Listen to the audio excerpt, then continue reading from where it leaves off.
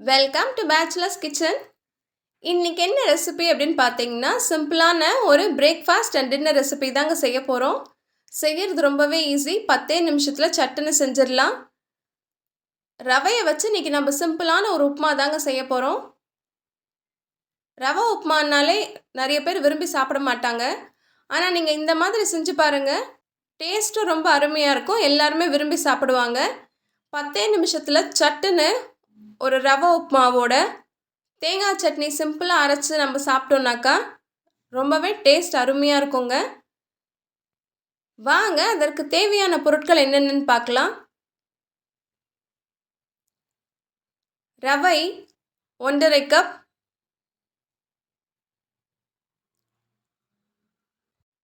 வெங்காயம் 2,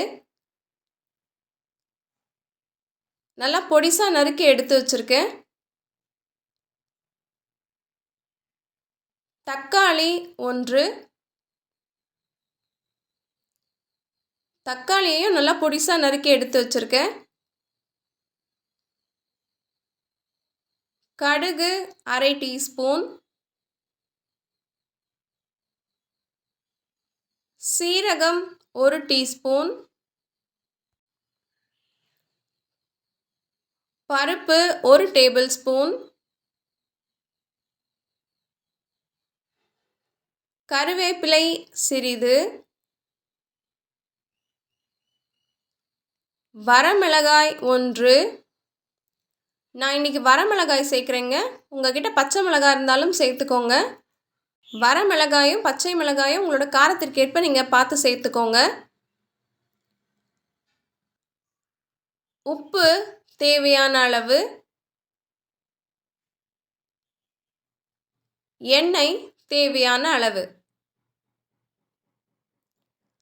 வாங்க வீடியோக்குள்ளே போகலாம். முதல்ல ஸ்டவ் ஆன் பண்ணிவிட்டு ஒரு வானலியை வச்சுக்கிறேன்.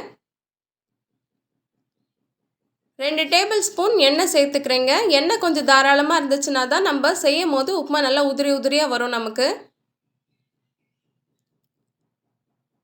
எண்ணெய் லேசாக காஞ்ச உடனே கடுகு சேர்த்துக்கலாம். கடுகு பொரிய ஆரம்பிச்சிருக்கு. அடுத்ததாக சீரகம் சேர்த்துக்கிறேன். எண்ணெயிலேயே சீரகம் நல்லா பொரிஞ்சு நல்ல ஒரு வாசம் வருது. அடுத்ததாக பருப்பு சேர்த்துக்கலாம். பருப்பு லேசாக செவந்து வரணும்.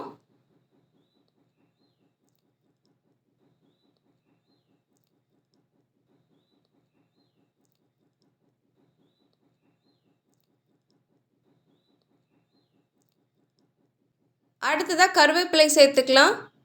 வரமிளகாய் சேர்த்துக்கிறேன்.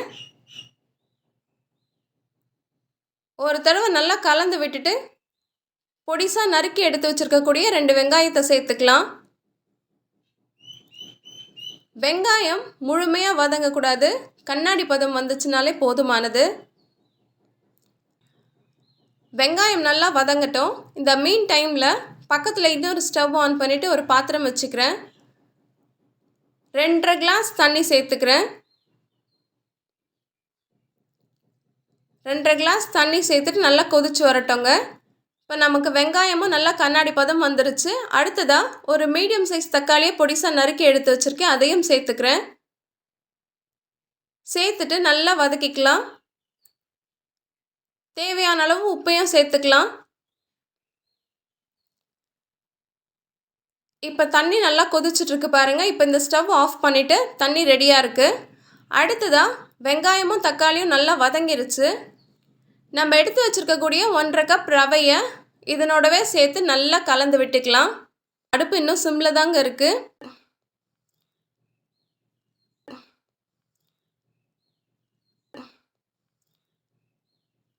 நீங்கள் ரவையை சேர்த்துட்டு ஒரு 2 நிமிஷத்துக்கு நல்லா கலந்து விடுங்க.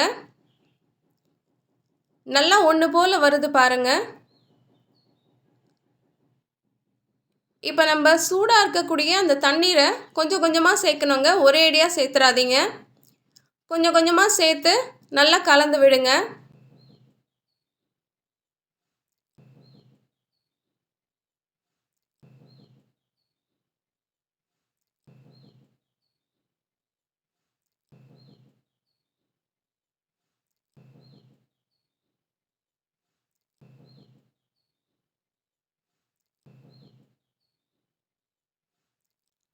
கலந்து விட்டுட்டு மூடி போட்டு ஒரு 2 நிமிஷம் அப்படியே இருக்கட்டும்.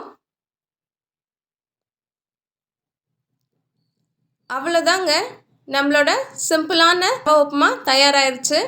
இது டேஸ்ட் ரொம்ப நல்லா இருக்குங்க. இதுக்கு சிம்பிளான ஒரு தேங்காய் சட்னியை வச்சு சாப்பிட்டிங்கனாலுமே ரொம்ப அருமையாக இருக்கும். இந்த டிஷ்ஷை செஞ்சு பாருங்கள். எப்படி இருந்துச்சுன்னு கமெண்ட் பண்ணுங்கள். இந்த வீடியோ பிடிச்சிருந்துச்சுனாக்கா லைக் பண்ணுங்கள், ஷேர் பண்ணுங்கள், இந்த சேனலுக்கு சப்ஸ்கிரைப் பண்ணுங்கள்.